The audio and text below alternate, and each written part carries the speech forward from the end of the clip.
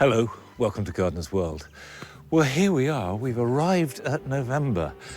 And I always enter into this month with some trepidation because whatever it's like when you go in, you know when you come out the other end, it's going to be winter. But winter hasn't touched Longmeadow yet. It's still feeling remarkably benign. Everything is growing untroubled. However, I will today be packing up certain parts of the garden just in readiness for what I know is inevitable. Now is the perfect time to plant tulips. And Rachel gets inspiration from the world's largest bulb garden in Holland. Each autumn, the team of gardeners here at Kokenhof plant a mind-boggling 7 million bulbs, and the result really is extraordinary. Our gardens may be fading away into winter, but Carol is celebrating a group of plants just reaching their prime. South African plants, bulbs and perennials, all dressed up in brilliant silks and scintillating satins. And Joe is given a tour around the much-loved garden of Esther Ranson.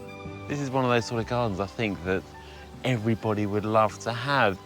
We wanted to get the feeling that the English countryside was being celebrated.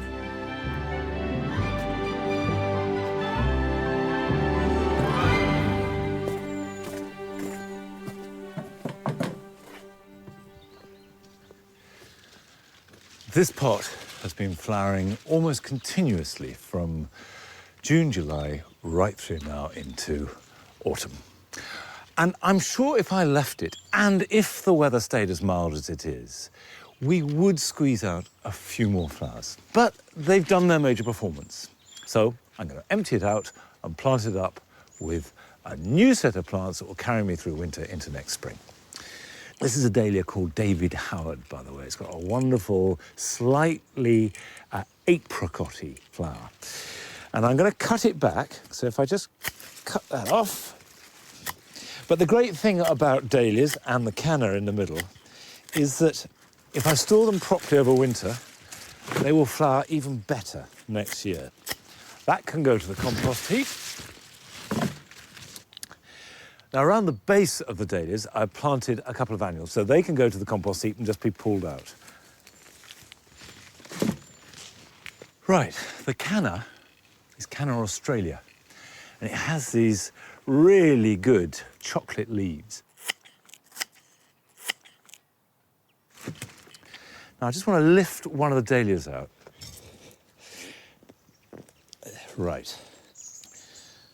If I take the soil off, you can see there's a really good system of tubers. That is the harvest, if you like. And I want to preserve those, so we'll talk about how to do that in a minute. Now, I'm going to plant tulips in when I've cleared these out. And this is the time of year to do it. November is ideal, December is fine. But of course, there are so many tulips in this world, it's really hard to pick exactly the right ones. And sometimes you need to go and see them growing to get inspiration. And last spring, Rachel went to Holland to see one of the largest collections of tulips in the world. Beautiful blooms stretching as far as the eye can see. This ocean of colour is just a few miles southwest of Amsterdam, and I've come here to visit the perfect place for tulips. Right in the middle of these impressive flower fields is the showpiece garden of Kokenhof. Each autumn, the team of gardeners here at Kokenhof plant a mind-boggling 7 million bulbs, and the result are these swathes of colour all across the garden. It really is extraordinary. This 80-acre garden was established in 1949 by Dutch bulb growers as a shop window.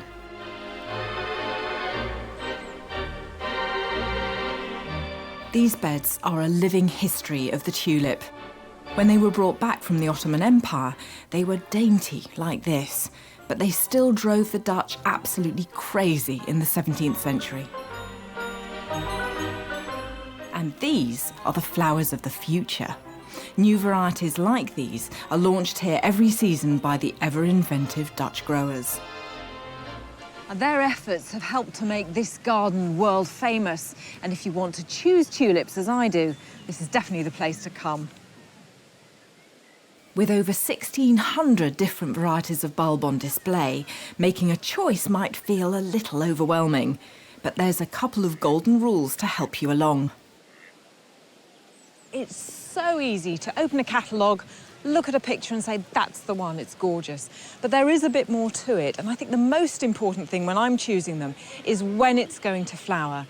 And you find that as a general rule, the species tulips, the smaller tulips, tend to flower earlier. And as you can see, it makes a big difference between being fully in flower and perhaps a couple of weeks later, so you really need to think about what effect you're trying to achieve. The other thing then is height, and that's very important because if you've got, for example, box hedging around a bed, you want a tulip that can stand proud of that and be seen. And perhaps near the front of a border, you want something more petite, more delicate. And then finally, it's all about the colour, and you can really indulge yourself, whether you want these lovely, soft, feminine pastels or something with a bit more punch to it. Well, the world is your oyster with tulips. There is a tulip for everyone. From singles to doubles, from the elegant lily-flowered to the decadent fringed and flamed varieties. And they come in every hue imaginable. Once you've chosen your tulip, consider how best to show off its charms. Kokenhof is famous for its large blocks of solid colour, single tulips planted en masse, but it also has these wonderful intermingled planting schemes where it combines them with other spring bulbs. So here you've got this lovely early tulip. This is called Show Winner. And this bright scarlet is then combined with the magenta of a hyacinth. It shouldn't work, but it does. And also we've got fritillaries here for height. They just punctuate the bed. You've got little anemones. Another multi-headed tulip just coming through there. The whole thing together makes an incredible combination, and you have longevity because you've got things in flower now and things that are going to flower later on, so it continues. There's masses of inspiration here.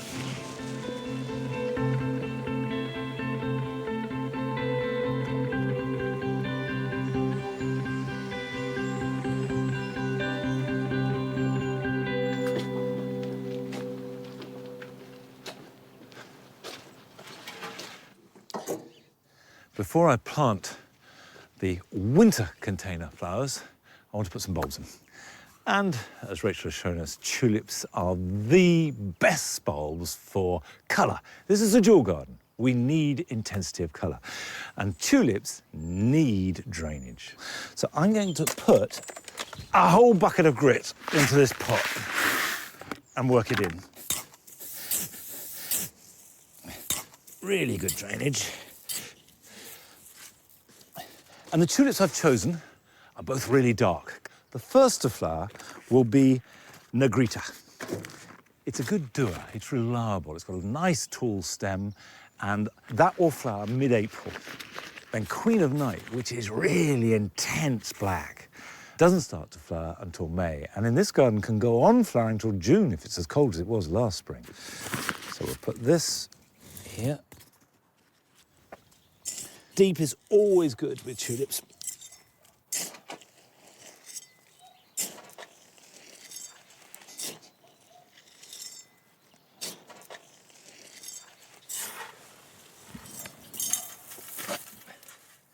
I've got a mixture of leaf mould and sieved garden compost.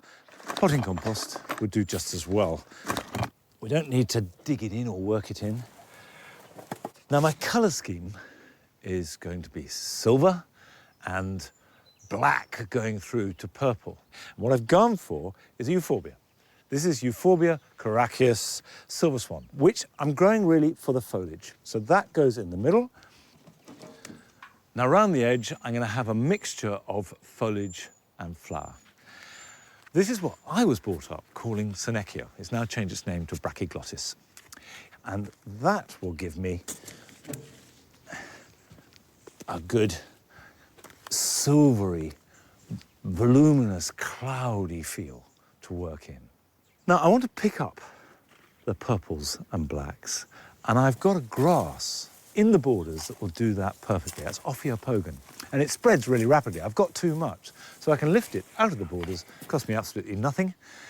You can see I could break it up into lots of different plants, but I can plant that in clumps, and that I'll put round the edge like that. The final element are these violas. This is Black Delight, and of course these are flowering now and will go on flowering for months. But then the tulips will start to appear in spring and they will boss the pot right through. We decide to clear the whole lot out. These are hardy plants. And that's the great thing about a winter display. It stays constant, where of course in summer you expect it and want it to change.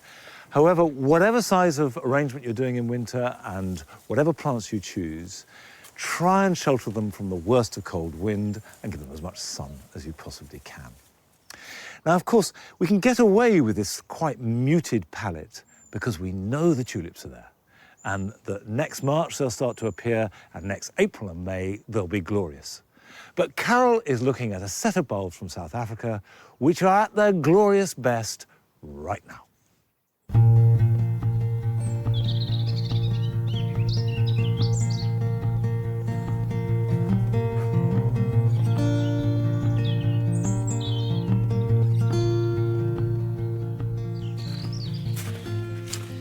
Just as you begin to feel that the onset of autumn is inevitable, you begin to submit to all those russety, orange, subdued tones that everything's tinged with.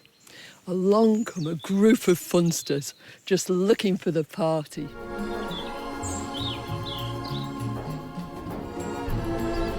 South African plants, bulbs and perennials, all dressed up in brilliant silks and scintillating satins.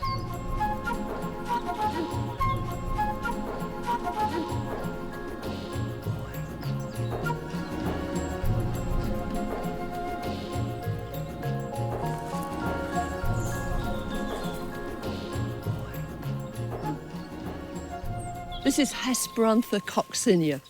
Coccinea meaning red.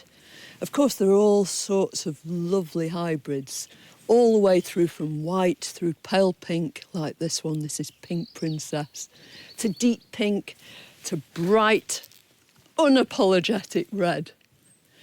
Lots of us know this plant as Schizostylis, and you can see why, because the style here is split into 3 separate parts.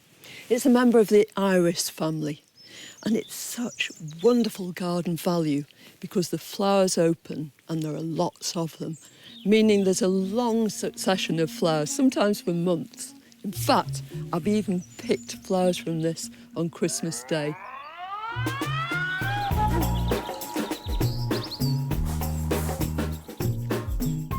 It was an Irishman, William Henry Harvey, who first brought these wonderful plants to the attention of British gardeners in the mid-19th century. He was colonial treasurer of the Cape of Good Hope, but he was hugely interested in flowers and plants, including algae. Just imagine what amazement he must have felt as he saw these strange and marvellous flowers. He compiled a list of the whole flora of the region together with James Backhouse, a famous bulbman. When you first see these flowers, they look so wonderfully exotic. It's difficult to believe that the plant's absolutely hardy. But of course, where they come from, it can be extremely cold and it can be very wet too. They absolutely love moisture in the soil. They move around and colonise, making vast clumps, and they do so by means of these marvellous roots. They're semi-bulbous. They make a little bulb at the base of the stem and then outspread these fine, fibrous feeding roots and also these bigger roots. And at the end of each one is a new shoot, just waiting to extend the colony. There are all sorts of wonderful plants for this time of year that come from South Africa, but many of them have quite different root systems. Things like this nerine, isn't it gorgeous? This is definitely a bulbous plant. Now, the bulbs are quite small at the moment because it's devoted all that energy into producing these flowers.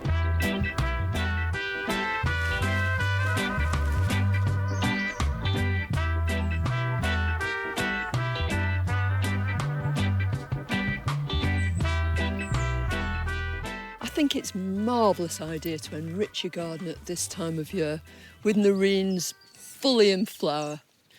You can see the colour, shape, form of the flower, and you can try things out, experiment. This one's Pink Surprise, and doesn't it look wonderful with the flowers of this fading Astrantia aroma? But I'm going to start off by planting this one.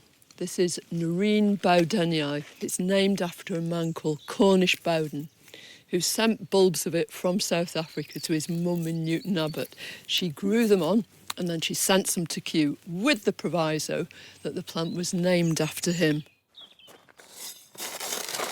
Now, you don't need grit with all bulbs, but certainly with something that needs excellent drainage like this, it's a good idea to add it to the planting oil first. Also, some compost. It's got lots and lots of loam in it, and that'll sustain and give the bulbs nutrients whilst they're growing. If I were buying dry bulbs, which I easily could, I would always pot them first of all, just to make sure that they're growing away strongly before I put them down into cold soil. So, without further ado, you want to make sure that the top of the bulbs is level, or even proud of the level of the compost, the soil round about. You don't want to bury them because that'll stop them from flowering so prolifically. And it's absolutely so vital that you plant your nerines in full sun. That's what they love.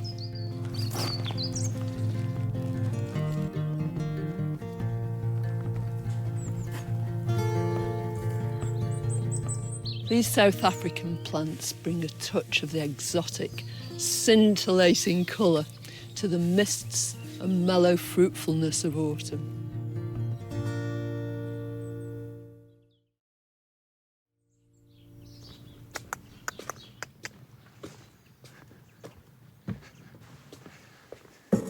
Is that what you want? Good boy. Right. Well, going from flowers that are relishing this time of year to storing away flowers that have done their thing, because now it's time to store the dahlias and the cannas that I took out of the pot so that they last through winter. Now here is the David Howard that I dug up earlier. The best thing to do is, when you lift your dahlias, is cut the stems down to about 6 inches. And then put them in some sort of container. A bucket would do, but upside down like that. And leave them like that for a few days. Now, what you're trying to do is to drain the moisture out of the hollow stems. Actually, these are nice and dry.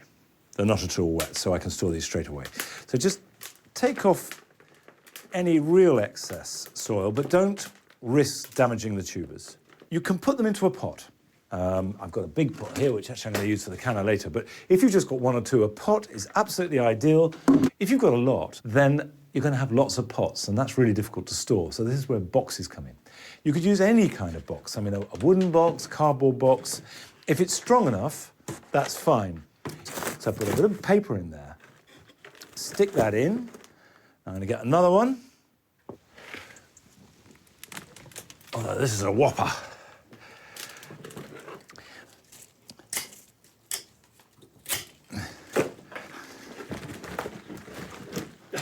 We need to put a protective layer around that. Old potting compost is good for that. Sand. What I'm going to use is vermiculite. Vermiculite is good, though, because it both drains really well, is insulating, and also holds a bit of moisture. Because the key to preserving dahlias is to not let them dry completely out, not let them sit in too much water, not let them get too warm, and not let them get too cold. So you want a nice level temperature, just above freezing, and just enough moisture to keep them plump, but so they're not sitting in wet soil. The final thing, which is really important, is to label them. Oh, it's raining. Come on, Nigel, out the rain. There's a good boy. Cannas need to be kept much more moist than dahlias. I put them in a pot But I don't really want to grow them. This is pure storage. So again, used potting compost will work fine, although actually I like leaf mould. Leaf mould is exactly the right consistency. Right, that's enough. All I'm trying to do is keep the roots moist. I can cut that back because I'm not asking anything of it. I'll keep that leaf going. Put it somewhere coolish, but don't let it dry out. That's really the key to storing cannas. Right, that's the contents of one pot set up, and over the course of the next month, I'll go through the whole garden, lifting the dahlias and the cannas and making sure that they're ready and poised for the very best they can give me next summer. Just a little bit of water for the dahlias. I'm not trying to stimulate them into growth, just keep them moist enough so they don't dry out. But the canna needs a good soak, and give it a water every couple of weeks throughout the winter. Now, if you don't grow dahlias or cannas, here are some other things you can be doing this weekend. Roses are very easy to propagate from hardwood cuttings, and now's the time to do it. Choose a nice straight length of new growth. Divide it into cuttings 6 to 9 inches long, and cut the bottom of each one straight across and the top at an angle. Bury the cuttings in soil to 2/3 to 3/4 of their length. If your ground is heavy, add extra grit. And then leave them there for a full 12 months. Although most pelargoniums will withstand some frost, now's the time to bring them in and store them over winter. They like a cool, dry place, but don't worry too much about light. The idea is to rest them, and then in spring they can be pruned hard, watered, and they'll start to grow again. Any border with spring-flowering herbaceous plants or bulbs can do with a tidy up now. Weed it, cut back any excess foliage, and then mulch. Leaf mould is ideal, but any organic material will do. And then it's ready for flowering early next spring. Now, this last summer, Joe went to visit Esther Ranson's garden, which is as full of memories as it is of flowers. Television presenter Esther Ranson has lived in this idyllic 17th century cottage for the last 30 years. And wrapped around it is a beautiful 2-acre romantic garden. Esther has had an enduring presence on our TV screens. In 1973, she fronted one of the BBC's most successful campaigning consumer shows, That's Life. And she's still going strong, featuring in programmes like Strictly Come Dancing. Being such a busy woman, it's surprising that Esther has much time to manage a garden. But this is beautiful, and obviously a passionate gardener is at work here.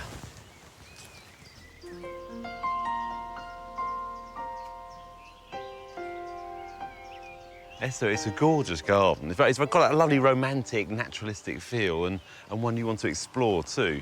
Is that the philosophy behind it? Well, I'll tell you what it is. I've been a Londoner for a long time, and in London you get regimented planting. But to come into the country, I felt that you needed to have this exuberance and untidiness. However, it may have gone a little far. So I need a bit of guidance, because I'm aware that, you know, even the most exuberant garden needs boundaries.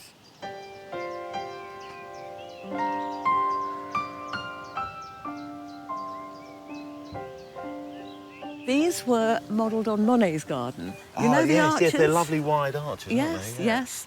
And I wanted vistas, I wanted perspective. And you have been going mad, haven't you? It's been a good year for the roses, as they say. I think this is rambling rector. Oh, yes, my Lord, yes. It rambles. Well, have you ever heard of a pair of secateurs, Esther? You know, shears and secateurs and stuff. It's got a lovely overgrown feel, but obviously that's what you like, though, isn't it? So up to a point.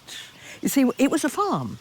It didn't have a garden. And at the beginning, we left it so that this whole area was lawn for children to play and run and play French cricket and do that sort of thing. And it was only when they'd grown past that stage that I actually was lying in the nude there, as is my wont, because that's where the sun stays longest. Right. And I thought how lovely it would be to look back at the house, I thought, over water, Yes. under arches. Oh, and there's water here. There is water here. I can hear it.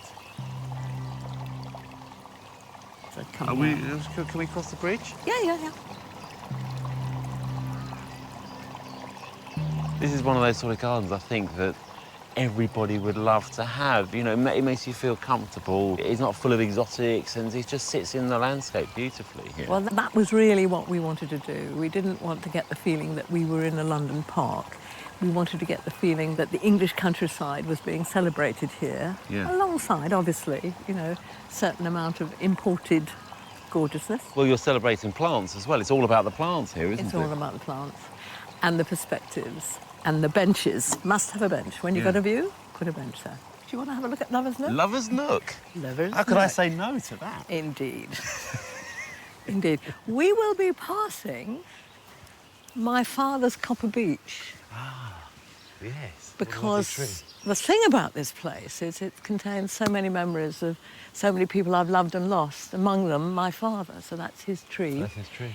This is my attempt at an orchard, but you do need a bit more light. You know, it hasn't got a lot of light here because it's enclosed.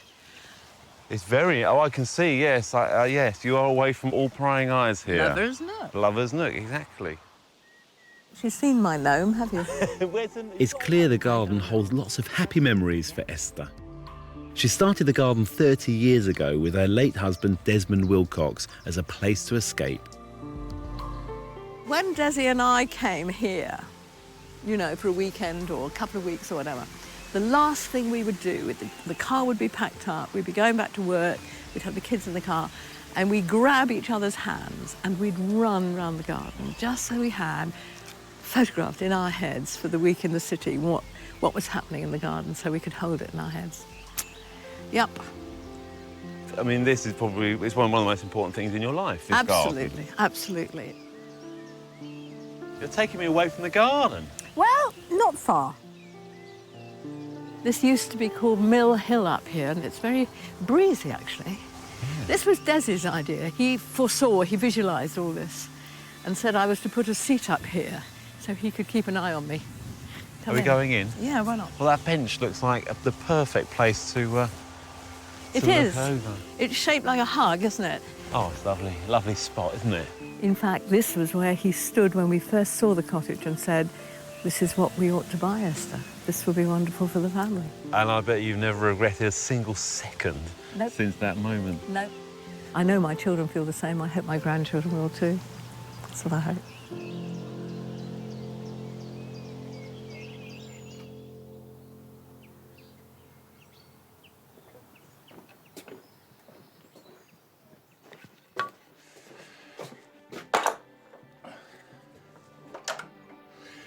Well, that's it. Bye-bye.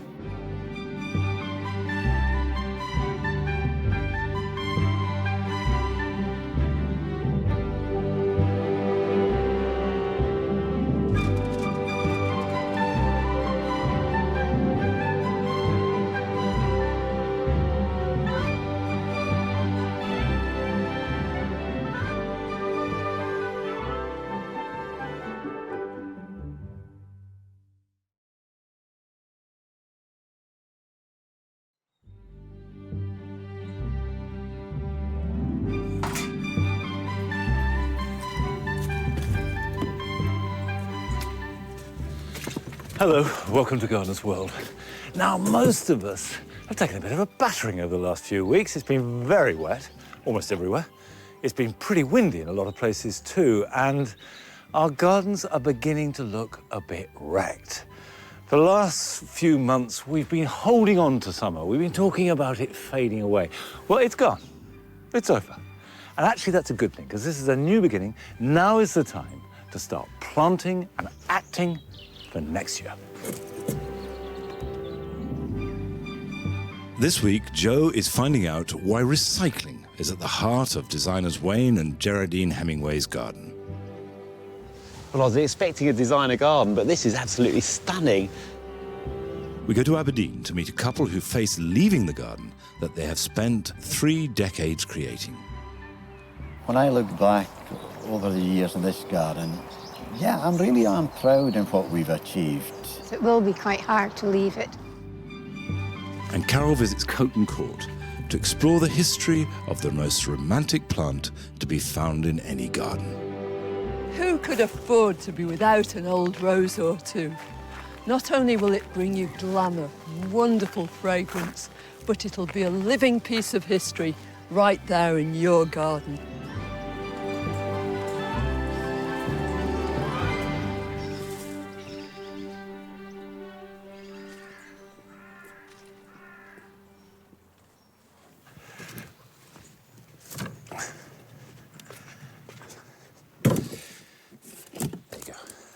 Now, the cottage garden is slowly coming into being. It used to be all vegetables in here, and over the last year or so, we've gradually introduced more and more flowers. And the idea is that flowers and vegetables will grow completely easily, side by side, in the cottage garden tradition. This bed, for the last couple of years, has been strawberries. I've moved them because strawberries have to be rotated every 3 or 4 years. We've got an empty bed now and a great chance to start introducing some flowers. And the bones of any flower border are shrubs. This is a really good time to be planting shrubs of any kind, and particularly roses. Now, I want to plant 3 groups in this border, and I'm introducing a new colour, which is yellow. Do you know, I've never planted a yellow rose in my life. What I'm planting here is a rose called the Pilgrim. It's a modern rose, introduced just in 1991, and has the most beautiful, soft, ruffled, primrose yellow flowers with a slight flush of pink at the base, and a really distinctive fragrance of myrrh. What I like to do with roses is dig a really substantial hole and put them all in the same hole. So what you end up with is one whopping shrub. I've been adding goodness to this soil for years for vegetable growing, so it doesn't need any extra. If you've got poor soil, dig it over first, adding plenty of organic matter. But there's no need to add compost or manure directly to the planting hole. Now, if I loosen the bottom so that the roots can work their way down, what I will add is some mycorrhizal powder. And it's very easy to buy. Every garden centre sells it. And sprinkle it on just as I am here. The fungus acts as a conduit between the soil and the roots. Plants will build that conduit in time themselves, but by supplying it from the outset, they take nutrition quicker. So they establish more quickly and strongly, and therefore you get a healthier plant. Now, obviously, planting 3 roses where one eventually would do is extravagant. A shrub rose like this will cost you somewhere between 10 and 20 quid. And, you know, that adds up. But the way I look at it is, these roses will give me months of pleasure every year for the rest of my life. That's a good way to spend money.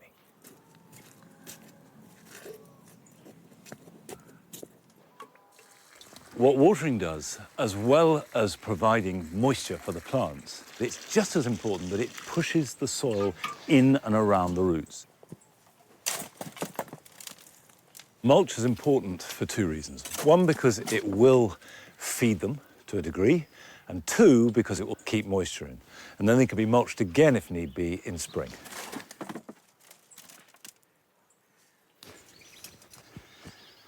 There you go. Planted. Now, this is a new rose introduced 20 years ago, and it's new to me, new to this garden. But Carol has been looking at the history of old roses and their beauty too.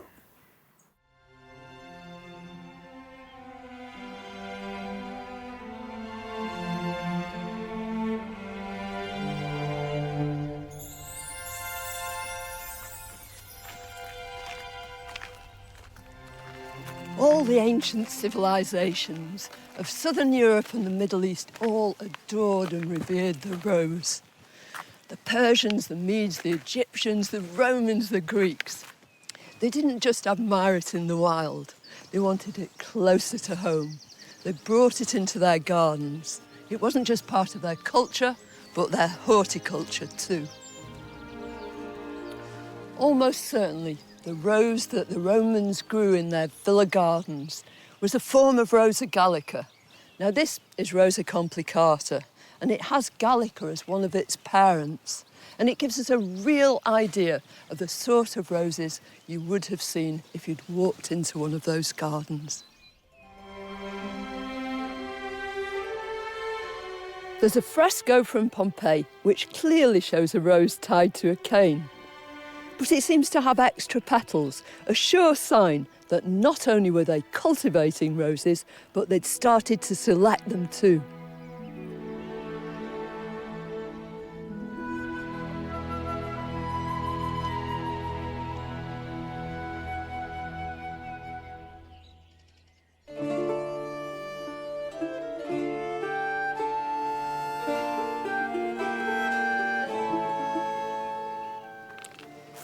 Gallica roses would have been grown by all those ancient civilizations across the region, but eventually they made their way to England. This is one of the first of those Gallica roses on record. This is Rosa rosamundi. It's documented as being around from Tudor times, but it probably dates back to centuries before that. It's said to have been named after the fair Rosamund, the mistress of Henry II. They lived in the 12th century. Sadly, she was put to death by Henry's jealous wife.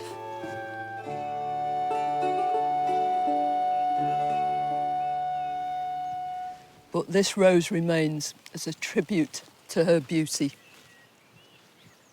The most striking thing about Rosamundi is these beautifully striped petals. It's such a lovely rose.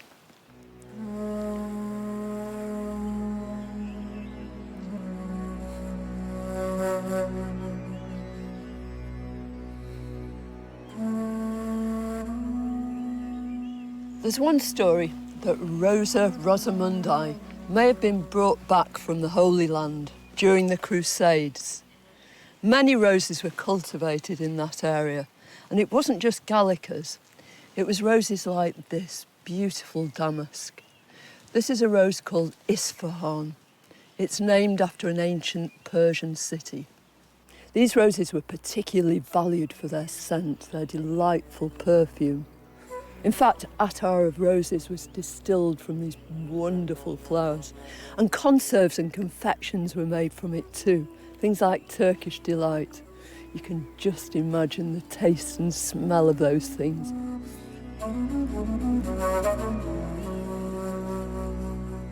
When Gallica and damask roses are at their peak, they're unbeatable, smothered in these highly scented flowers.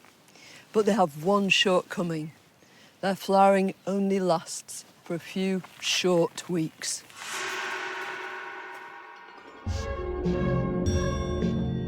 The hunt was on to try and ensure that roses flowered all summer long.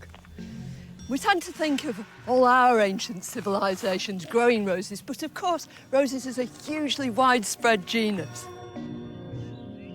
The Chinese have been growing roses, cultivating them, treasuring them for hundreds of years. And it was a serendipitous meeting between East and West that really played a huge role in the development of the rose. In the middle of the Indian Ocean lies the Ile de Bourbon. It was here that French traders and Chinese traders brought their wares, including their roses. The roses hybridized with each other, and Bourbon roses were born. They were fragrant, they were beautiful, but above all else, they flowered and flowered and flowered. The Bourbon roses paved the way for a whole new wave of rose breeding. More imports from China flooded in, including yellow roses.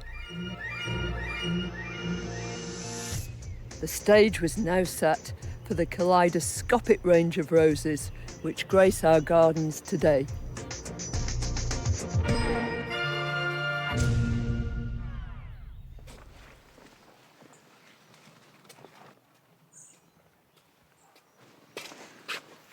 It's been a mild autumn, but even the courgettes are coming to an end and time to clear them away.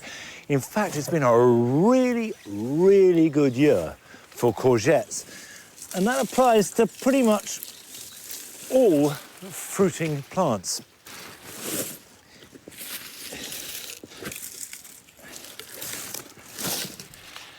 I remember back in April, when it got colder and colder, thinking this is going to be a terrible year for vegetables. Nothing's going to have a chance. Well, I couldn't have been more wrong. It's been a good year for vegetables because once the ground warmed up, which was very late, everything caught up. I think this year has been a really good example of how you need to both respond to what the weather is actually doing, rather than doing everything by the book, and also spreading things a little bit. So if you sow all your lettuce seeds in one go, or all your peas at one point, and then you get a really cold snap, you're going to lose them, or they're not going to do very well. So look at succession. Divide seeds up into 2 or 3 lots and split them up. And the chances are, if one lot fails, another will succeed.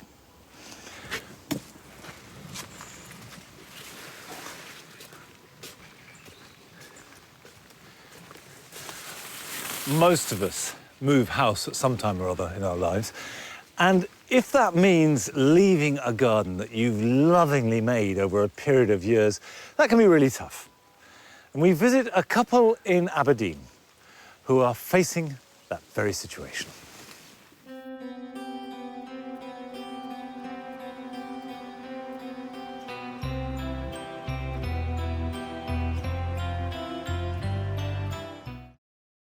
The first thing that attracted us to this house was the garden.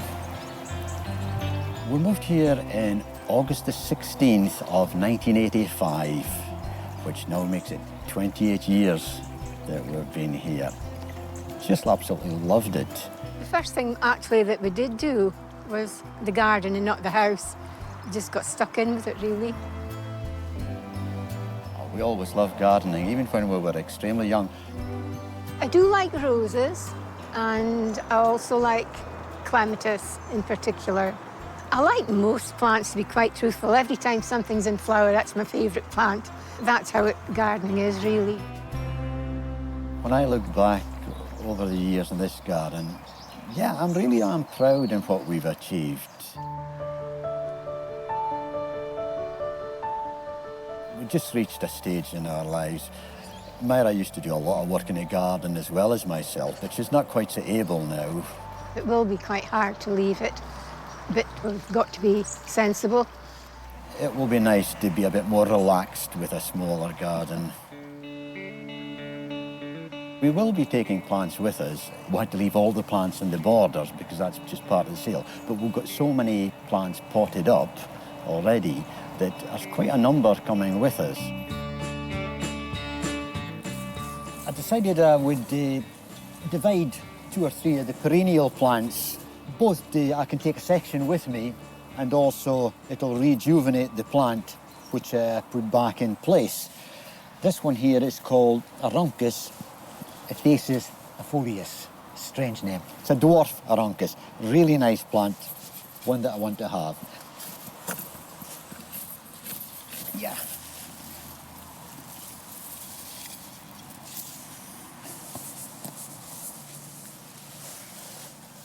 Now, I think I'll just make 2 plants out of this one.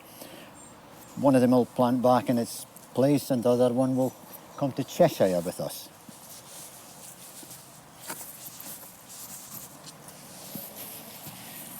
This is the one that's going to Cheshire. It doesn't look up to much at the moment, but it'll soon take.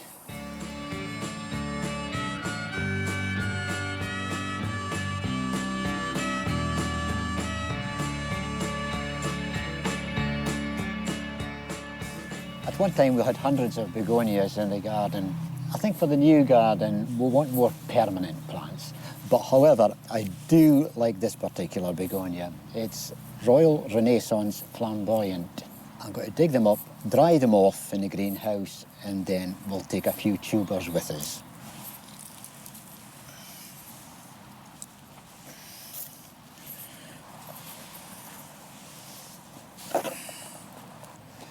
I'll probably leave it for about 3 weeks, and then it'll be all ready to wrap up in newspaper, into cardboard boxes. They'll be going to Cheshire. I do like the round garden up at the top. It's secluded, and in the summertime, it's just really nice. Rudy, the cat that we had before, he's buried up in that garden. That was his favourite place. He's a big brown Burmese, a beautiful cat, so I just like being there. I usually say hello, Rudy, every morning to him when I pass. I came across a peony called My Pal Rudy, and because the cat was called Rudy, I bought the peony, and it is really nice as well. It's a big blousy bloom, but it's beautiful. Perfumed as well, which is nice. That is one plant that has to come out of the border. I'm sure the new owners will understand why to take that one. Oh yeah, it's looking a sorry state, but I'm sure it'll come away nicely.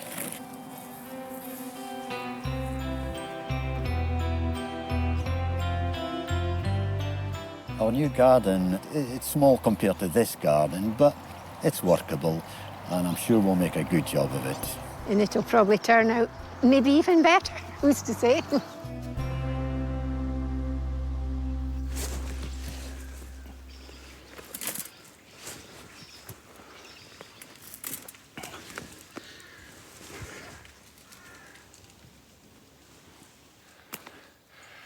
Well, whoever buys that house is getting a beautiful garden as well.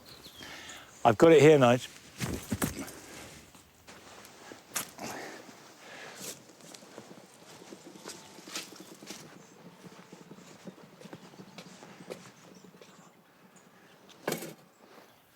This is my asparagus bed, and it's not happy. I planted this in spring of 2011, and by now I would expect the ferns to be 6 foot tall and really thick and strong, and they're not. And this is as good as they have been since I planted them. Now, I did ask if any of you had had a similar experience with asparagus, and I got a sheath of replies, and these are just a few of them. And many of you had exactly the same experience. And there was a common thread that where you've grown asparagus on heavy soil, you've struggled. Now, I think that is as much as anything else to do with the weather of the last few years. If you remember, we had that miserable, cold, wet summer of 2011. That's the first one after planting. 2012 wasn't a lot better. And then a very cold spring this year, just as asparagus would expect it to get going. And it just hasn't established properly. In a way, that's good news, because it means there's nothing wrong with the crop, nothing wrong with the way I'm growing it. It's just bad luck. For the first few years of any asparagus, you don't harvest it at all. You let the roots establish. And part of that process is letting them die back in autumn, because that feeds into the roots, and then cutting them back and mulching them heavily.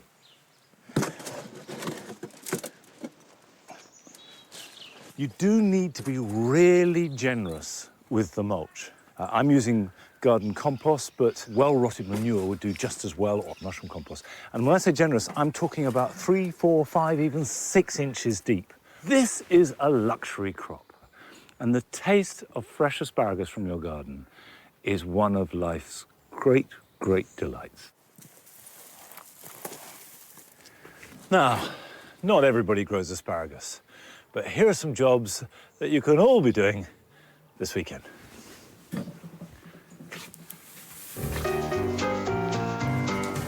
I suspect that we've all got too many packets of seed that are either past their sow-by date or have been half used for more than a year. It's a good time to go through your seeds and ruthlessly sort them out. Any that are more than a year past their sow-by date should be discarded.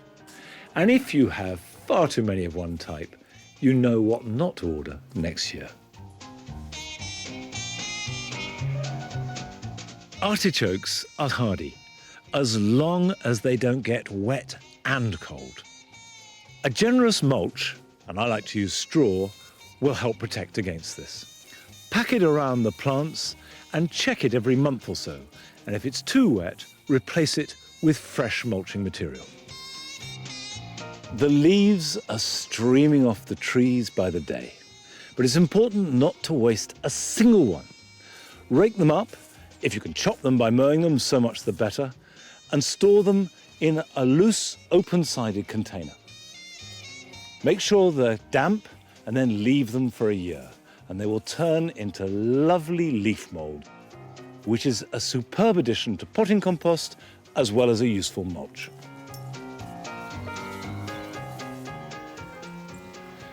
Wayne and Geraldine Hemingway are famous for the range and distinctiveness of their designs, running from shoes to public housing projects.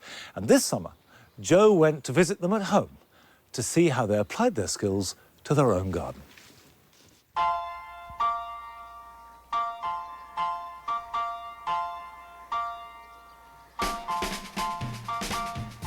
Well, I was expecting a designer garden, but this is absolutely stunning. It's all about open-air living for designers Wayne Hemingway and his wife Geraldine. Their leafy Sussex garden is dedicated to bringing the indoors out. You really live out here, Yeah, don't you? it's an extension to the house. So there's a series of different, what I call rooms outdoors, from the circular lawn here to all the different elements in the garden. There's just so many different places you can go. Well, she has to keep building and designing, so, you know, we've probably reached the extent of any planning permission we could get of this house. So the next stage is these outdoor rooms, isn't it? Did you draw it, and is it part of a master plan, or has it grown more organically than that? A bit of the two, really. I mean, the basic for the circular lawn, which we're stood in now, was master plan, and then it was a case of everything else sort of evolved. Can we go and have a look at the garden then? Yeah, we'll go and have a look at the first installation.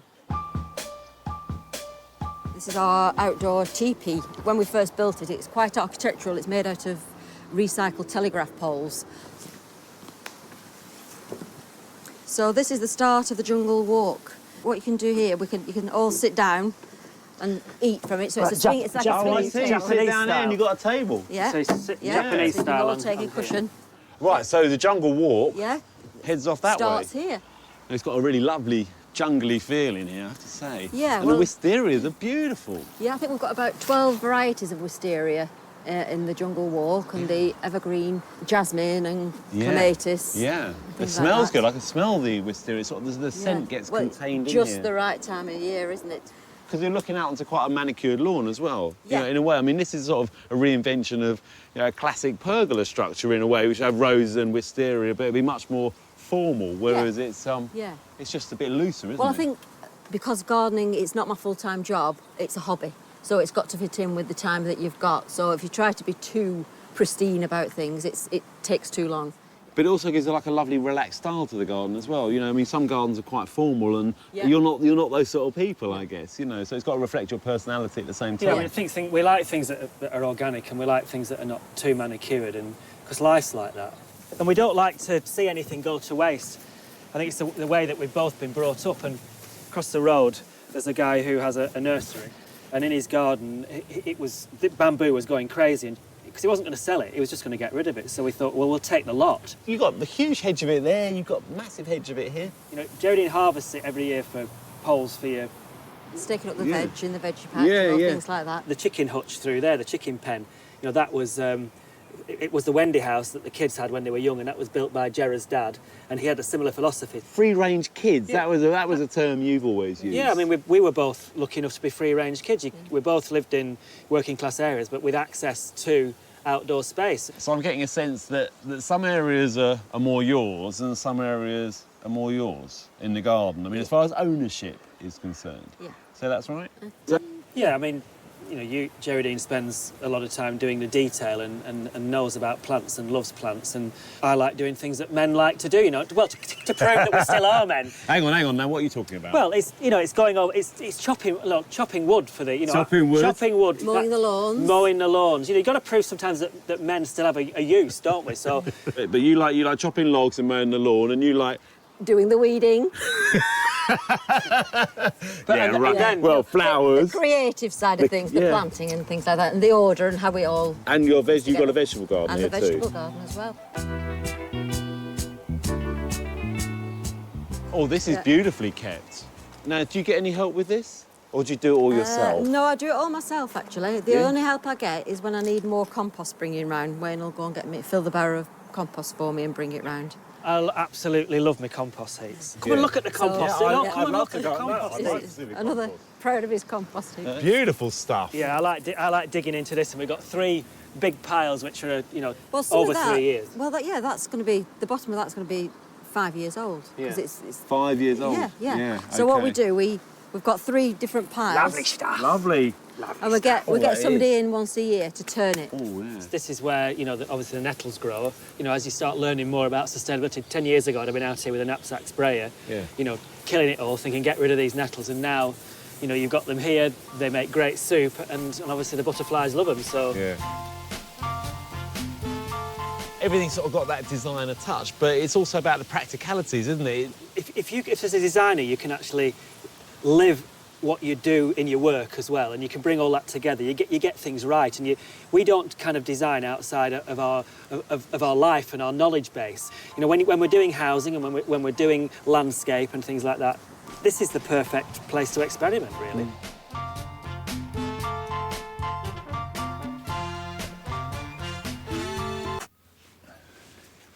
There are times at this time of year when it's too wet, too dark, or just too miserable to do anything outside. So this is when all those inside jobs can be tackled. And one of the least glamorous, but actually really useful, is cleaning labels. We get through hundreds, if not thousands of labels every year. And it seems a big waste to throw them away. So we clean them. All you need is some wire wool, some fine wire wool, and just scrub them off.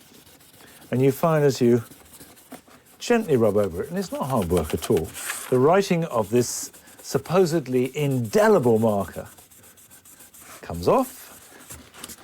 Hey presto, you've got a new label. There are scores and scores more to be done, and it will take ages.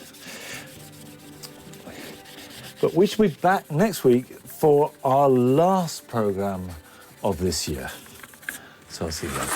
Bye-bye.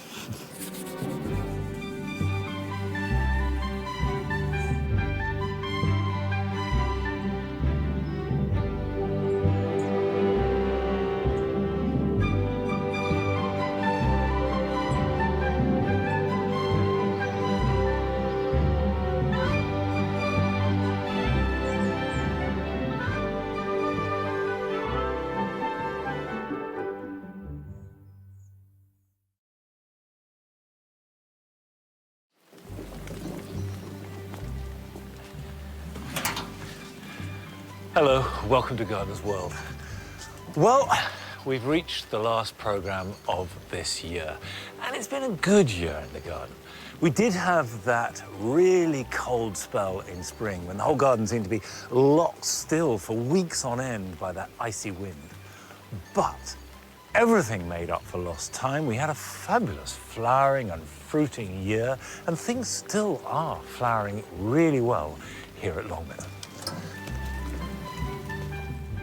This week, Carol is taking a harvest from the hedgerows to propagate new trees for her own garden. Fruits, nuts, berries, fill our hedgerows.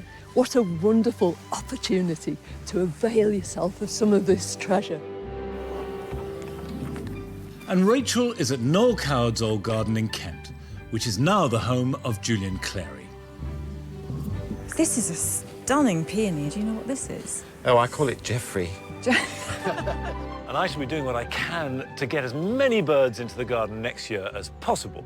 But first, there's been a bit of a disaster in the jewel garden.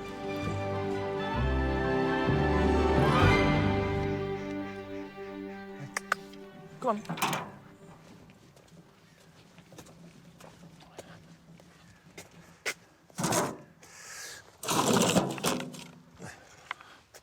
Now, this weeping pear is no more. It's died. Not quite sure why it's died, but I want to remove it for 2 reasons. 1, because it looks ugly, and 2, because now it's dying, it's bound to drop and blow over when it can do most damage to the plants underneath it. Now is a really good time for this type of major surgery, because if I make a big mess, it can be repaired before next spring. So first thing I'm going to do is clear an area so I can work in.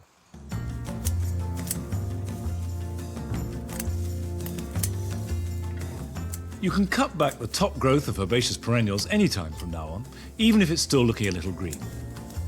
These plants are dying back for the winter, and a haircut will encourage fresh new shoots from the base next spring. The first thing is you can see that there's something terribly wrong with the tree. The bark is peeling off, and underneath it looks like it's dying back. The foliage has almost completely gone, and that's not just autumnal leaf fall, because exactly the same tree, which I know I planted on the same day as a pear on the other side of the path, is still covered in leaves and is completely healthy. This was badly damaged by wind 2 Marches ago, and it ripped off a branch, and that left a big open wound, and I think that's the problem, that infection of some kind of fungus has come in through the wound. I say that because if I look down at the base, and this is the graft, and you can see that you've got a swollen base there, and this top bit has been grafted onto the roots, that there's healthy regrowth. Now, if that was being attacked by fungus from the roots up, I don't think there would be such healthy regrowth. And of course, the big dread is armillaria, honey fungus, that can rip through a hedge or a big tree. Honey fungus attacks the roots of trees and often proves to be fatal and will spread quickly from tree to tree. Now, if this was honey fungus, I'd have to cut the tree down and dig out as much of the roots as possible. However, what I think I'll do is cut it off at just above head height, use the stump to train a clematis up, and then if next year I do need to take the roots out, I can do that next winter.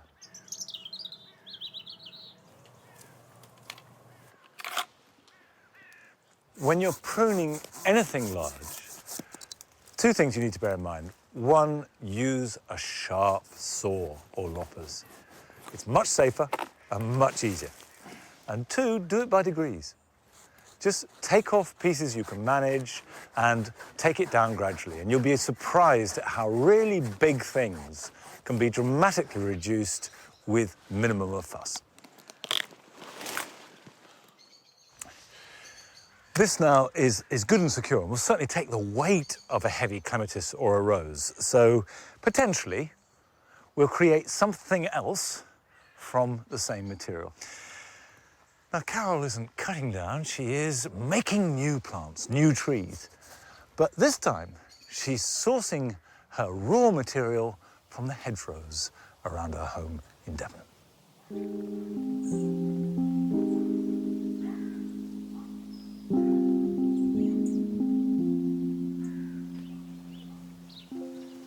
What an extraordinary year it's been.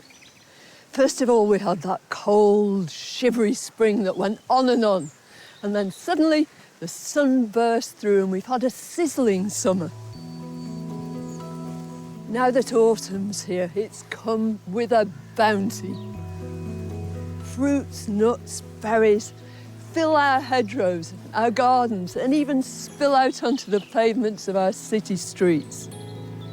What a wonderful opportunity to avail yourself of some of this treasure and to grow your own trees and shrubs from seed. And even if you've only got a small garden, planting a bit of native hedge or a single tree is going to benefit the local wildlife immensely.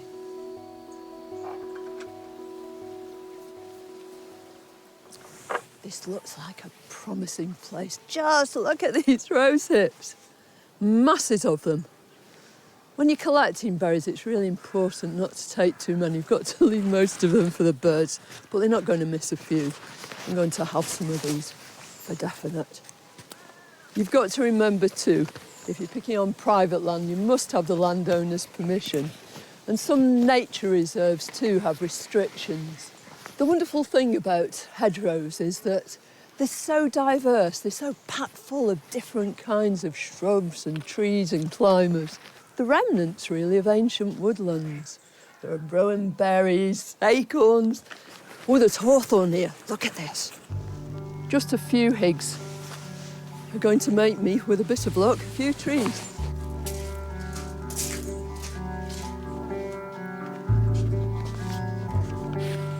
I love hawthorn because it makes a brilliant addition to a hedge, but it's also great as a freestanding tree. It's terribly underused and it's brilliant for wildlife. Anyway, I could just sow these directly into the ground, but I'm not going to. What happens with most berries is that deep inside the berry, there's an inhibitor which actually prevents that seed from germinating. The whole idea is that it's got to go through a period of cold first of all, and the seed will germinate in the spring. But I want mine to germinate really rapidly, so I'm going to try this lovely process called stratification. Now, all it is a way of deluding these seeds that they've been through that period of cold. And it could not be simpler. All you need is some sieved leaf mould into a plastic bag, and then all my berries in with it. Mix them all around really well. Now this is going to go straight into the fridge. Leave it in there for a couple of weeks and then bring it out. Then I'll take them outside, sow them in a little nursery bed at the edge of the veg garden or into a seed tray, wherever I put them, when they come up, when they germinate. It's such a thrill. It never ceases to amaze me that great oaks from little acorns grow.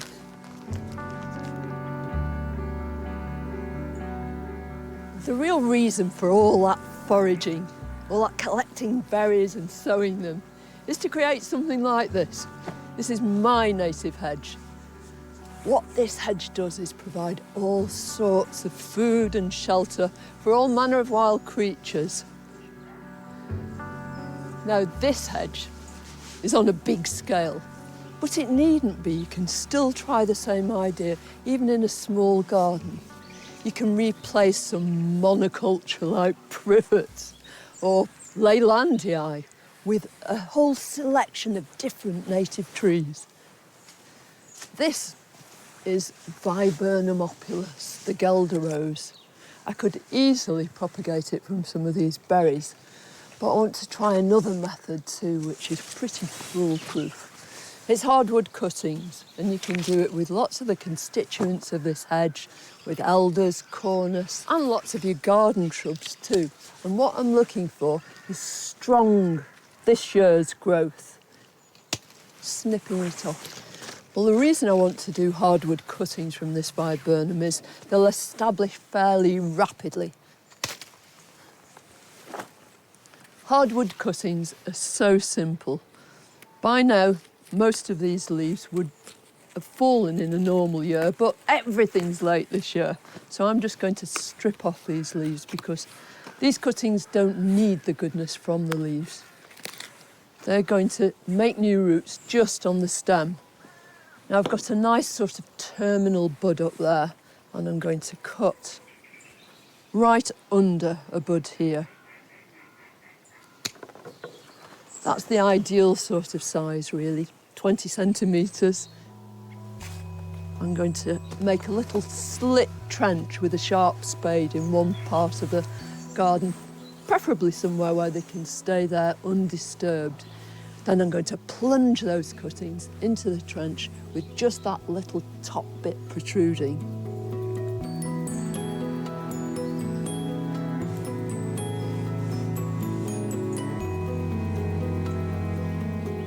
Whether you're growing from berries or from cuttings, the point is, it's not instant gratification. It takes some time and a bit of patience, but what results you'll have.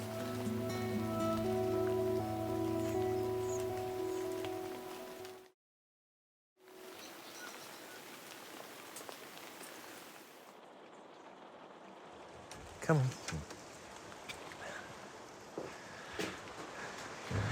It's nice to have somewhere to come to get out of the rain. Now, I've had a letter here regarding my grapevine. It's from Helen Bishop. Earlier this year, Monty showed how to plant a grapevine and fed it through into his greenhouse. we thought it was a good idea and planted 2 grapevines. Two, eh?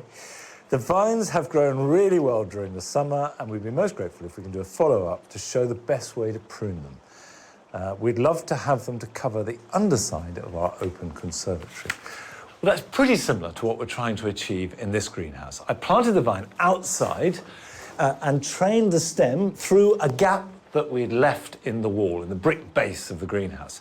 This has grown this summer up here, got established, come up, moved up that gable end, across the door, and is a third of the way along the north side of the greenhouse.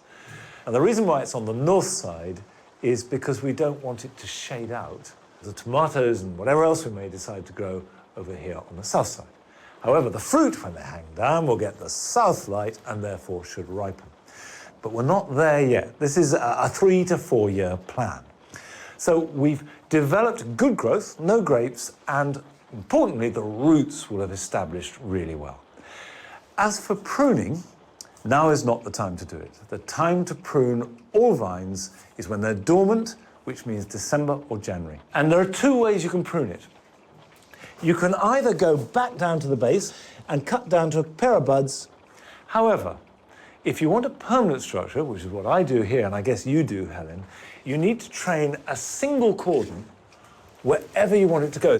To get that, the wood must be mature. So what I'll do here is prune into the mature wood. This is not mature. That's got some green showing there, and as we go up, it gets greener and greener. So all that's got to come off.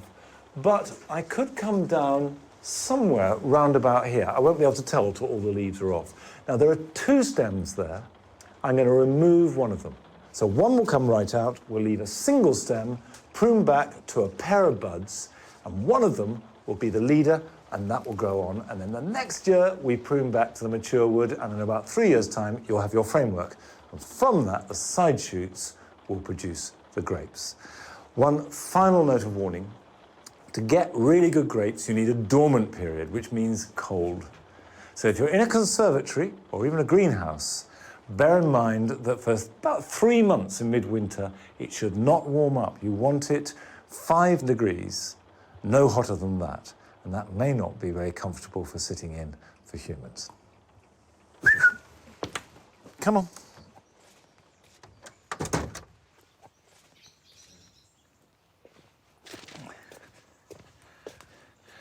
Because we've got so many hedges in the garden, it means we have lots and lots of birds, and that's fantastic. But despite all the natural nesting places, there's always 1 or 2 that finds an unusual corner to make their home.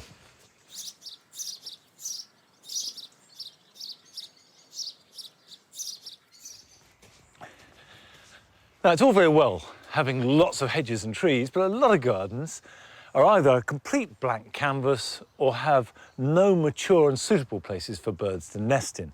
And that's where a nesting box comes in. You can have birds in the garden by attracting them to a suitable site. And birds not only make the garden healthier and they enrich the ecosystem, but they're hugely enjoyable for the gardener. I've got 2 types of box here. We've got one with a circular hole, which is perfect for tits. The tit thinks that this is essentially a tree trunk with a hole in and a hollow space, and it will go in there and make its nest in the space underneath. So it can go in a relatively exposed site, and it will use it.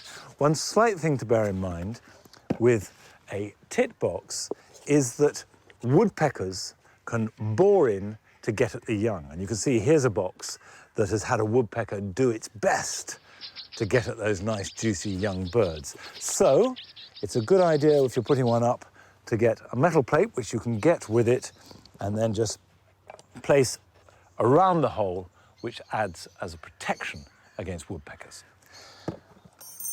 This box is designed for robins and wrens and flycatchers, so it's got an open front, and it wants to be in a rather different position. These birds tend to nest behind the back of sheds, behind a water butt perhaps, or in the depths of a hedge. So you want to put it somewhere that is enclosed and protected, but the actual entrance to the nest is open.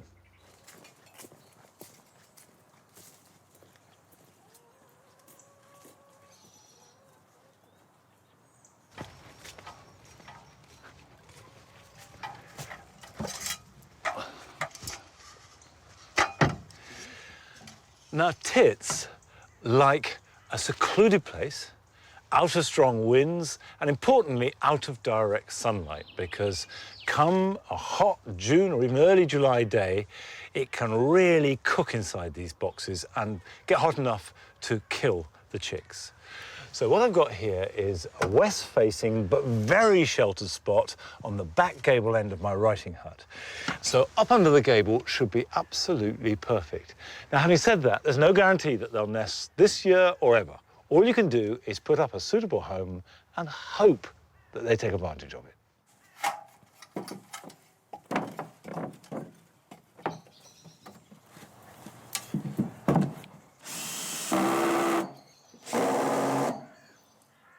Right, if I was a blue tit in search of a home to raise a family, I'd look around this garden and I'd alight on this and I think this is a deluxe residence.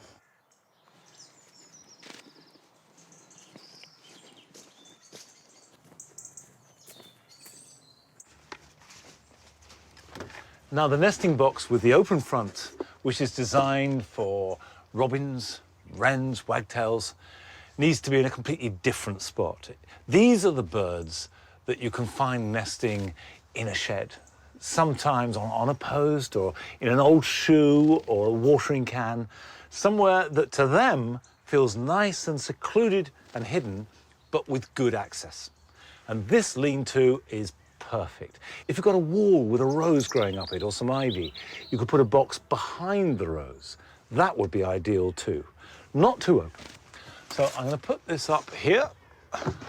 There's the hedge that will grow inwards a bit there to protect them, but they can get round it, but it's protected from the weather.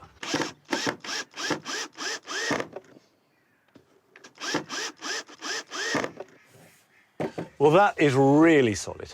It is important to get nesting boxes up by midwinter, because that's when birds first start to look for suitable sites and stake their territories.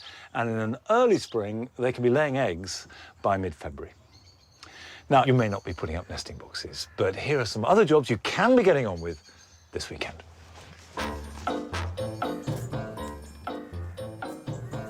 If you've gone to all the trouble of carefully picking and storing fruit, it's worth checking them regularly throughout the winter.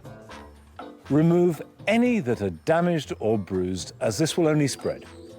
Of course, you can eat any of the damaged fruit that you remove. The rhubarb season is now over. You can pick any upright stems and eat them, but clear away any that have fallen or died, weed between the plants, and then mulch them generously. But be careful not to cover the crowns.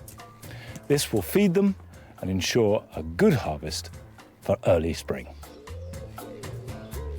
As we go into winter, there are fewer and fewer vegetables in the garden, but many of the brassicas are coming into their own and will last right through to spring. However, it's not just humans that like to eat them. Pigeons love them, particularly when there's not much else around, so net them to protect them. That will do. It's not very secure, but the reason for that is it's secure enough to keep pigeons out. And if snow comes on it, it'll collapse. But then, because it's easy to put back up again, there should be no damage.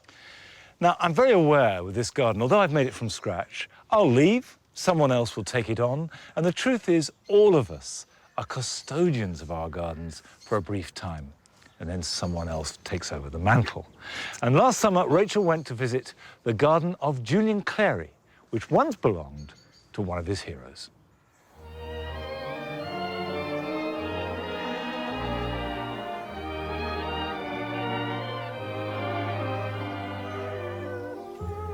Noel Coward bought this traditional Kent farmhouse back in the 1920s. He wrote one of his best-loved songs here, A Room with a View. A room with a view and no one to worry us, no one to hurry us through this dream. Well, hello. Hello, Julian. It's really nice to see you. Now it's home to comedian and writer Julian Clary. This self-confessed fan of Noel Coward's wit and wisdom bought the house back in 2006. And living here's helped him to discover a real love of the garden. So what was it that you fell in love with when you first came here? I've always liked Noel Coward, and it's got a sort of spirit of him here. So A blithe spirit. a blithe spirit. One tries to live in the present, but it is all kind of seeping through the walls, and that was all quite romantic. So you came here, saw it, love at first sight? Well, I started digging in the garden the day we moved in. It was all Michaelmas daisies, and daffodils. That was my lot. Well, there were one or two roses we discovered that we managed to revive. I thought I'd have a white flower bed, and then... A la Sissinghurst. Yes, quite. This is iceberg, isn't it? Iceberg, 'Cause I yes. recognise this from my dad loved that. Very rose good as value. well. It just goes on and on. Then I got distracted by pink things, so it's not really white. Lots of soft pastels. There's not a lot of strong, bright colours here. Is that a conscious decision? Is that your personal taste? That's my taste, yes. All a bit muted because, you know, I don't want a shock of a morning. This is a stunning peony. It's absolutely beautiful. This looks like Bowl of Beauty, definitely. Do you know what this is? Oh, I call it Jeffrey. If you want any proper questions answered, we'll have to get my gardener in. And that's Andrew Ashton. He's worked for Julian for more than 5 years. Now, I'm curious to know just who does what around here. Let's have the truth now, guys. Who actually does the hands-on digging and so forth? I do nothing. Andrew does everything. I think if we have a show of hands, my hands are slightly different. He wouldn't want me interfering. I mean, No, we have a good relationship, don't we? I do the digging side of it, and Julian gives the instructions. But Julian, don't you feel that actually you quite like to do a bit more of the practical hands-on stuff, you know, do some digging and pruning and...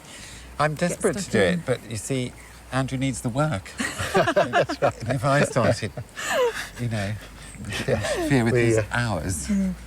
You do a little bit, though, don't you? You do a bit of watering, which is OK. That's a start. What about propagation? Beg your pardon?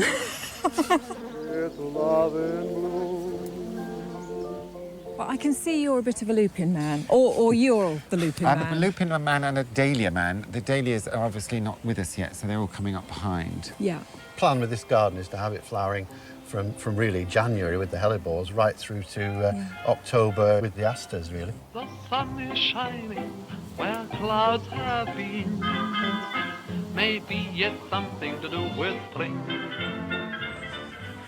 So tell me about this area here. Well, this flat little bit here, this was the croquet lawn, where Noel would play croquet with Joan Crawford or whoever was passing through. And I found the path hidden under the lawn. Andrew dug it out. It didn't lead anywhere, so I had the marvellous idea of a stone circle. And so you could sit there and look back at the house. Look hard and you can even find echoes of the garden Noel Coward would have known. It's quite an interesting historic tree. It's a mulberry tree, or it was when it was alive. Andrew estimates it's about 400 years old. And Coward mentions it in his diaries at some point. He refers to the fact that they were having a party. And I believe they were dressed as women. And they came out and they picked the berries and rubbed them on their lips and went back inside, and everyone was... In the 1920s, this was their idea of a good time. But now it's become a great thing to grow clematis up. Yes, it's a perfect host, isn't it? And that's a beautiful clematis as well. Let's walk around and have a look. It's almost as if we just stuck it in, ready for your arrival, but honestly... Stunning. Look at that. I mean, they're the size of plates, these flowers. Would you say this is your own little tribute to Coward? Well, I don't think he'd be too horrified if he were to see it. You know, I think he would think it was cheerful.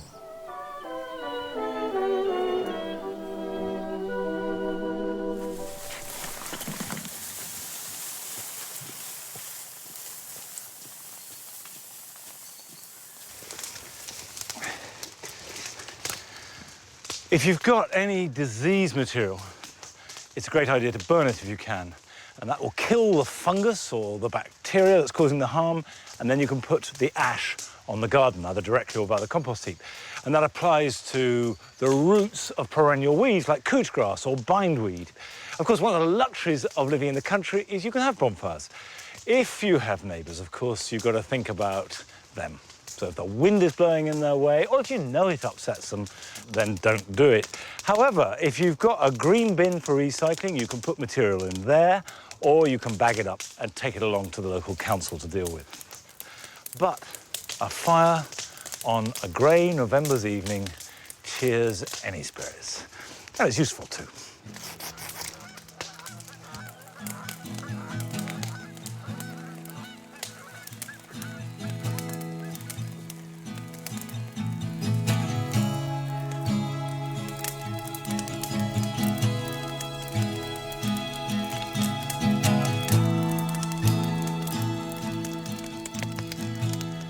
It's sad to see a plant that's been an old friend and a really important feature in a dual garden for the last 15 years go up in smoke. But everything changes and all good things come to an end. And this is the last programme of Gardener's World this year. I hope you have a restful, restorative winter. Bye-bye.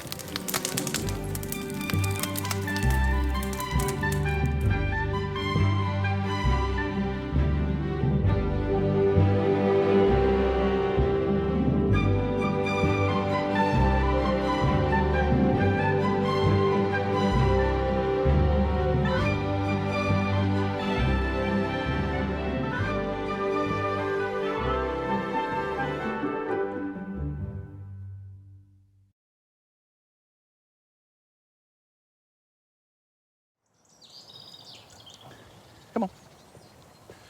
Hello, welcome back to a new series of Gardener's World.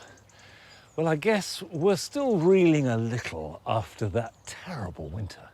Here at Longmeadow, we've been underwater for weeks on end. We've been battered by the winds, and at times it really has felt like the house is going to blow down and the garden will be washed away and disappear over the watery horizon. But we've come through it. It's been very mild despite the vile weather, so everything is growing well, and we've got a whole year's gardening ahead of us. This year, as usual, I'm joined by Carol, Rachel, and Joe. Carol will be meeting people and plants that have helped shape British gardening. Crocus are, of course, one of the gems of early spring. And this week, Carol is meeting one of the country's leading experts.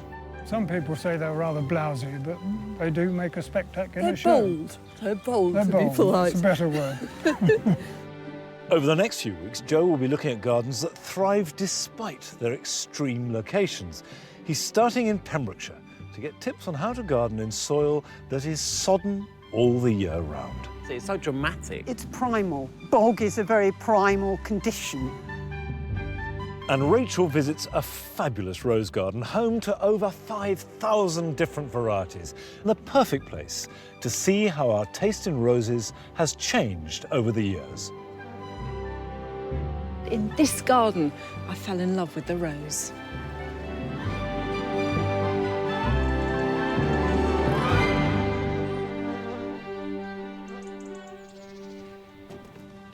In January and February, it was impossible to do much gardening for weeks on end. But before Christmas, I did make one big change, and that has opened up a whole new set of possibilities.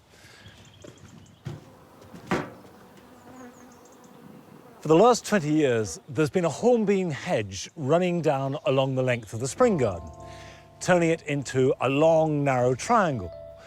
Now, this has looked great in spring, but it meant that by May and certainly June, it was a very shaded, dark part of the garden that more or less sat unvisited and certainly without anything to show right through the rest of summer. Now, I've taken that hedge out. And what this means is not only does the light pour in right away and the shape of the garden has changed, but it also gives me a whole new range of planting opportunities. Because by taking the hedge out, I've revealed a strip all along its lee, which really had almost nothing in it at all.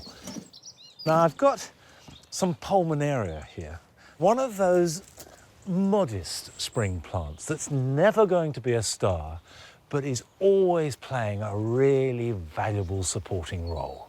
This is blue ensign, and you can see that's a rich, good blue.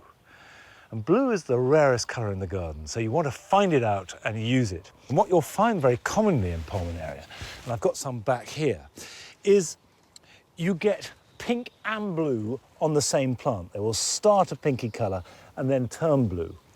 But they hybridise all the time so that you can end up with rather muddy colours. So by adding a really strong blue, I'm adding a jolt of colour back in and getting some energy. It's one of the easiest plants you could possibly grow.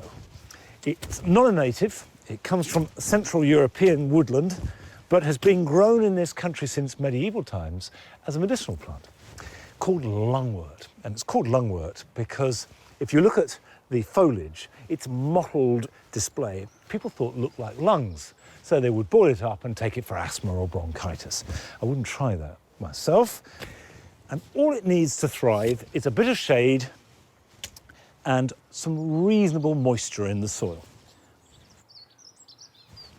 And although this is opened out, there's still a little bit of shade here all the year round, and blue ensign as a variety is better adapted than some other Pulmonarias to being in full sun. So there'll be no problem here at all. Just pop it in the ground there. There she goes. The most noticeable problem that you get with Pulmonarias is a white mould that covers the foliage if they get too dry. If they do get mouldy, just cut off the foliage. And I like to do that anyway, round about the beginning of June, cut them right back to the ground so you get fresh new foliage, and that tends not to get mouldy at all. And then I cut them back again in November so that they start their growth in spring absolutely from a basal point.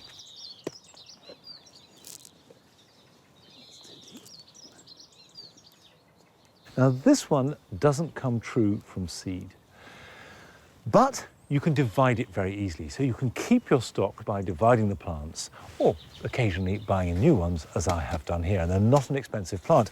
But one of those ones that are no trouble.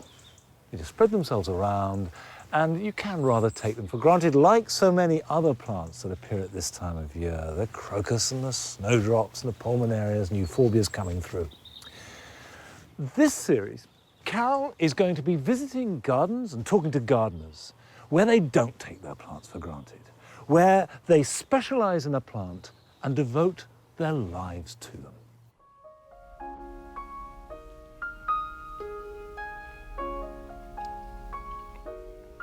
You know that winter's on its way out as the grass begins to sparkle with the joyous flowers of crocus. As the sun begins to shine, they open their petals wide to embrace its warming rays.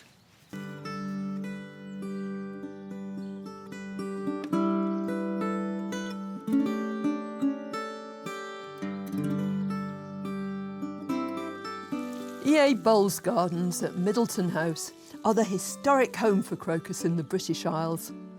I'm meeting Brian Matthew here, devotee of these early spring delights, and one of the world's, if not the world's, leading authorities. He published a seminal work on the plant named simply The Crocus, which has since become a Bible to gardeners and botanists alike. I suppose it took about 10 years in all of travelling around looking at them and putting the whole thing together. Wow. And borrowing thousands of specimens from all the European herbaria. That's what you call a monumental task, isn't it? Yes.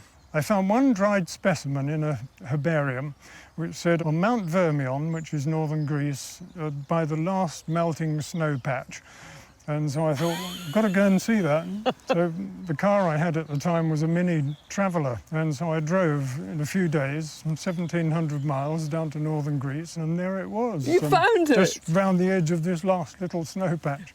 So what is it about something like this that you love so much? Well, I'm a gardener as well, and I mean, there's nothing much more beautiful than that and graceful, is there? But of course, botanically, they've got so many different characters, and that's what really fires me up. Another interesting thing about them is that the seed pod sits down underground, and then it'll shoot up on a stalk and wave about in the air and distribute the seed. Because of Brian's work, plant breeders have so much more information at their command. And we gardeners have come to know so many crocus species and cultivars to help us choose plants that are just right for our gardens. I think one of the most enchanting, magical things about crocus is that they all close up when it's dark and open up in the sunshine. Things like snowdrops dangle their flowers, which means that when it's pouring with rain, their pollen is preserved inside, whereas crocuses facing upwards in a wine glass shape would just fill up with water, so they've got to have a mechanism to open and close. Is it light that actually triggers that? Well, it's not wholly light. Light has warmth in it, and it's warmth that does it. Right. How do you differentiate between them when it comes to growing them in your garden? Well, for garden crocuses, you would really pick out Thomasinianus if you want a really early one. That comes from the Balkans, and it grows in semi-shade underneath deciduous trees and shrubs. And so we treat it the same way in gardens. Yeah. We plant it in the shade. So between shrubs, under trees, behind your wheelie bin? Perfect, yes. Yeah. And then Vernus, which comes later. Vernus is a plant of alpine meadows, and so in gardens it's ideal for planting in grass, which is why you see so much of it around in parks. Some people say they're rather blousy, but they do make a spectacular show. Bold. They're bold, They're to bold. be polite. That's a better word. But what differentiates chrysanthus? They're plants of open, stony hillsides, sunny places where they'll dry out in the summer. So that's really a third major group, which are great for different situations in the garden. So you can fall in love with your favourite chrysanthus and plant it in a sunny place. That's right. Many wonderful chrysanthus hybrids are available. Two of my favourites can be seen here in the gardens. Cream Beauty is a delightful, delicate crocus. And Snow Bunting is a hugely popular and robust flower that has markings on the outside that look hand-painted, almost like birds' feathers.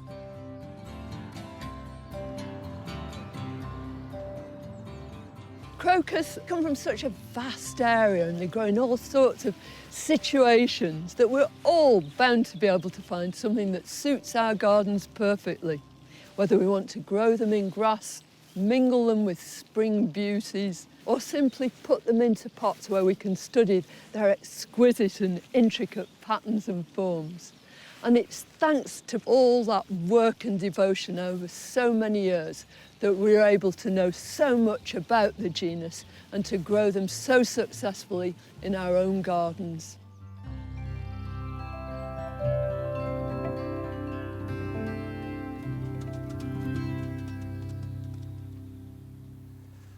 This part of the garden is called the damp garden because it does often flood, but it's never flooded so much or for so long as it did this winter. There were times when literally as far as the eye could see was just a sheet of water. The garden felt like a half-submerged island in a vast lake. Now, I know for a lot of people this is a very distressing and alarming experience, but because we've had it happen over the years 2 or 3 or 4 times a year, it doesn't worry us. But there is a real danger if it stays too long that plants will suffer. Now, in my experience, as long as the flood doesn't last for more than, say, 10 days, nothing suffers at all. You end up with everything looking rather saturated and a horrible slime everywhere, but the rain washes that off. So what I would say is if you've been flooded, do nothing. Don't panic, take stock and see what grows back. And I think you'll find almost everything will. But also consider what you could plant that could use that opportunity. Plants that relish the flooding. So in here, for example, we've deliberately chosen plants like loosestrife, which will really be happy in the wettest of conditions. Like the primulas, the candelabra primulas in particular, which don't seem to mind if they're permanently wet, even though in fact they will grow quite well in relatively dry conditions too, so a very adaptable plant.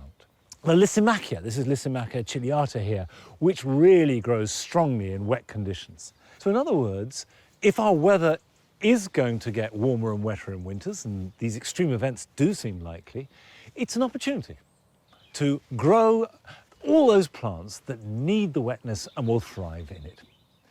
Now this year, Joe is visiting a series of gardens that have been made despite extreme conditions.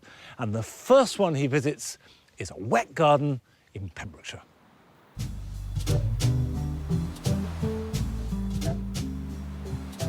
The wild coastal valleys of West Wales owe their verdant beauty to some of the wettest weather in Britain. In the shadow of the Preseli Hills here, you don't have to look too far for evidence of rain. This damp, squelchy ground is hardly inspiring, but this garden shows just what can be achieved.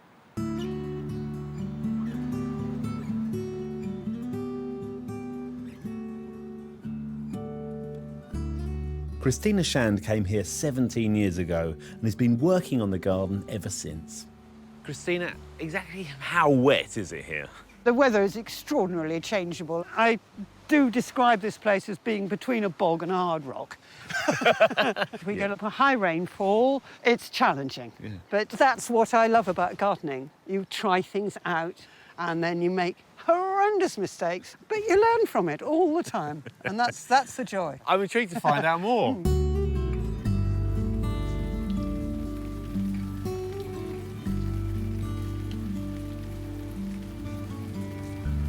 Well, it certainly is changeable weather around here, that's for sure. It's absolutely chucking it down at the moment. This border is gorgeous. I love it. It's tropical, it's exotic. Is the soil damp under there too? That's pretty wet. That's what they call a surface well.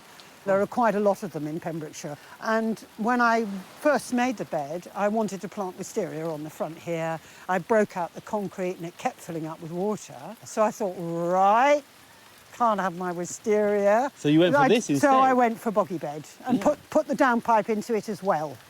Right, OK, which wet. makes it even wetter when it rains like that. So all the water off the catchment is ending up in this planting area. Right, so what stays in here permanently? I'm guessing the colocasia gets moved. Yes, that does, and the cannas, and the dahlias the same. So what stays in here is the ferns, basically. There's a banana, which I wrap up a bit. So how do you find out about what grows best in those beds? Trial and error, really. Is that it? You put something in, if it does well, you'll grow more of it? And yeah, and it tells me itself. Like the thalictrum, various things are starting to seed themselves around, and I suddenly think, aha, I can grow things that a lot of other people can't grow because they haven't got enough moisture in the soil, and learn to try and take advantage of that.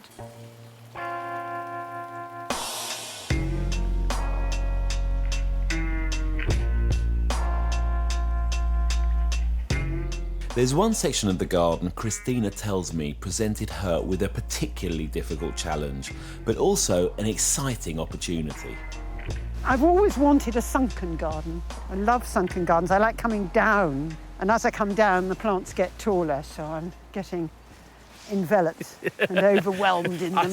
I see what you mean. Yes, the plants do get taller. I like in fact, that, it's a jungle in here. Yes. So I started a two-tier planting system. So I started bringing in rocks, first of all, making planting pockets, filling them up with topsoil. Raising it above. Raising them up. So once I got the astilbes out of the immediate bog and the gunnera, they were happy. Yeah. Oh, interesting. So you're basically building a structure, you're raising them above ground, they can get their roots down a bit, permanently wet, but not too wet. Yes. Yeah. And then other plants are straight into the bog, like the primulas. They struggled to begin with, but then the self-seeding ones were happy. Yeah. Plants find their own level. And how do you manage this area now? I mean, it's so densely planted. Yeah. Do you manage it, or do you just let them all battle it out well, for themselves now? I'm more and more inclined to let it have its own volition, this garden. I like the way it's taken on a life of its own. It's absolutely fantastic. It's so dramatic. It's primal. Bog is a very primal condition, and the plants reflect that enormously. A lot of gardeners might get the fear when faced with boggy conditions, but you've turned it around. Everybody wants plants that grow in that classic free-draining, moisture-retentive soil. Hey, what about trying other difficult conditions and finding out and getting to know the plants and what they will take and what they won't?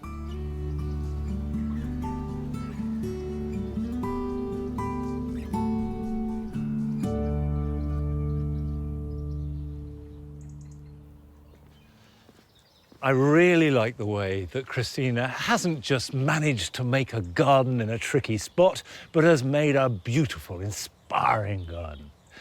And it shows that although people like me will go on about making perfect soil, and that is an ideal, you don't have to have it. You can make a wonderful garden in almost any conditions.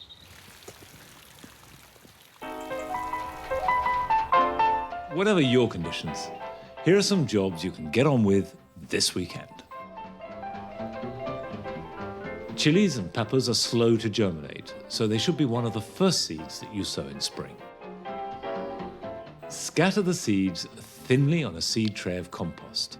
And because they need a temperature of at least 20 degrees centigrade to germinate, put them somewhere warm.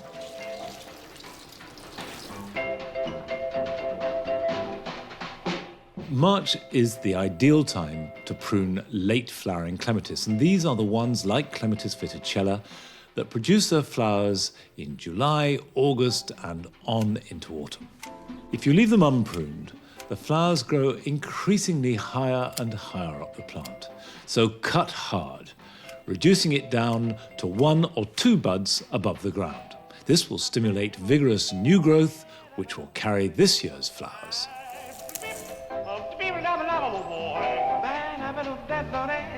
It's a good idea to chit first and second early potatoes to give you that lovely harvest of new potatoes in summer. If you leave potatoes in a dark place, they'll produce long translucent shoots. But chitting them means putting them in a bright, sunny position in an open tray, and as long as it's frost-free, the shoots will remain compact and green. So when you plant them, they grow with extra vigour, and this is what gives you an earlier crop.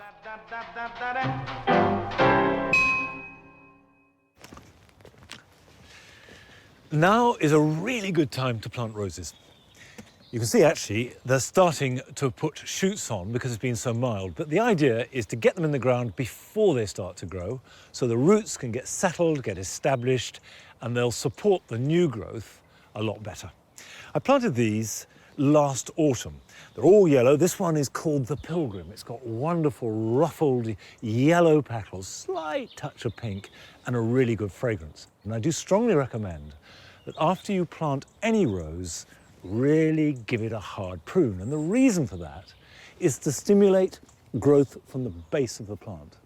And that way it starts out as it means to continue a nice, well-structured plant. After that, with a shrub rose like this, you only need to prune to tidy it up.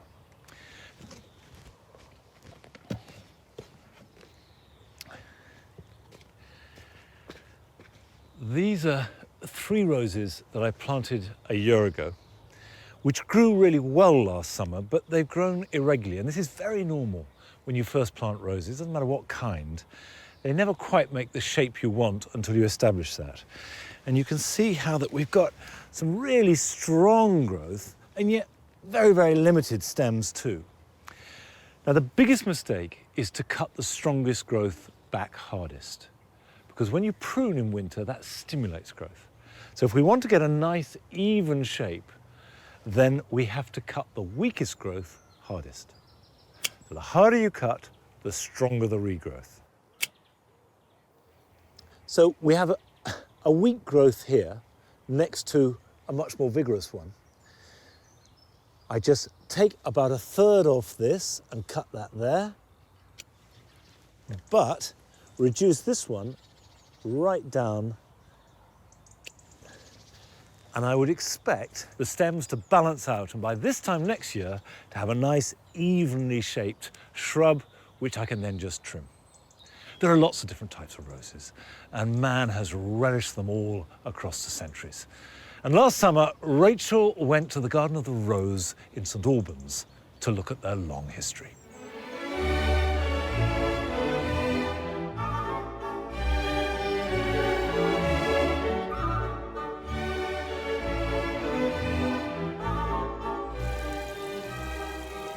I've been coming to this garden probably all my life.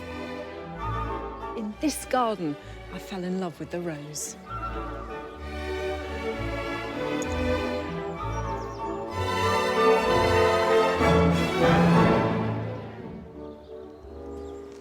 sheer diversity of roses on display here is extraordinary. I think it's the perfect place to come to learn more about changing fashions in roses over the last 50 years or so.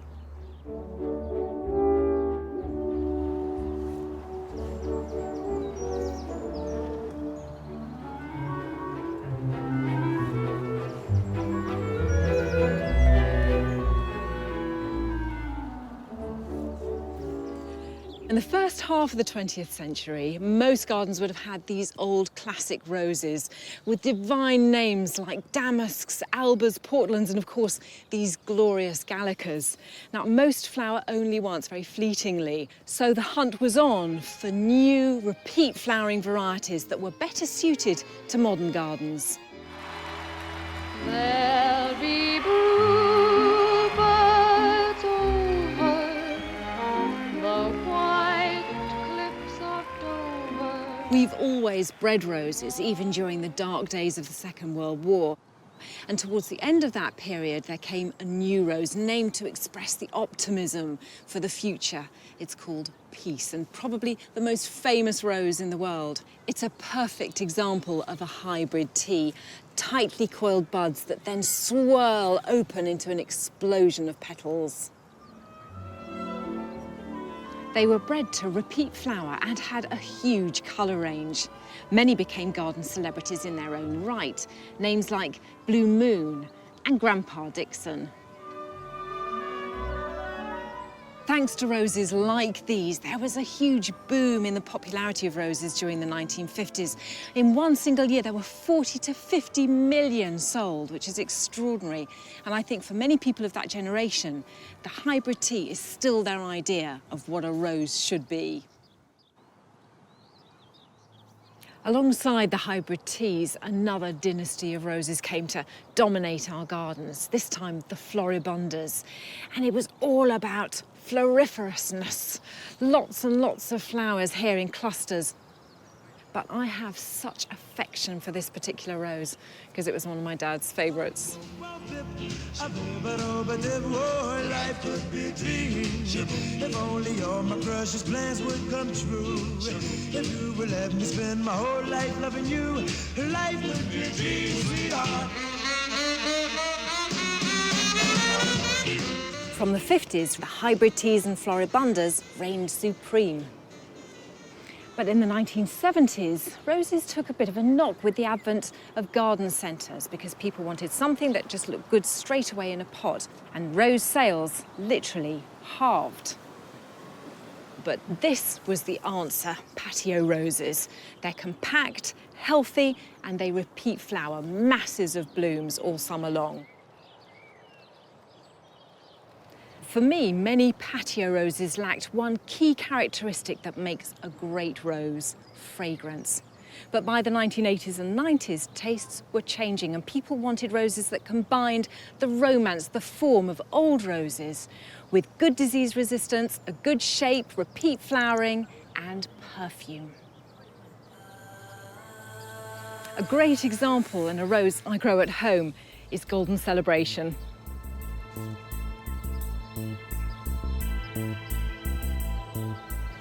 Nowadays, roses are among the most diverse and versatile of all garden plants, and I'm sure we're never going to tire of trying to find the next big thing.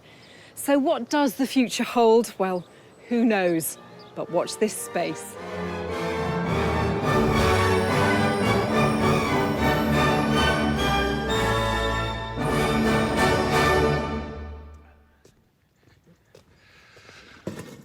Seeing all those roses does make you yearn for summer, but it'll come. It'll come soon.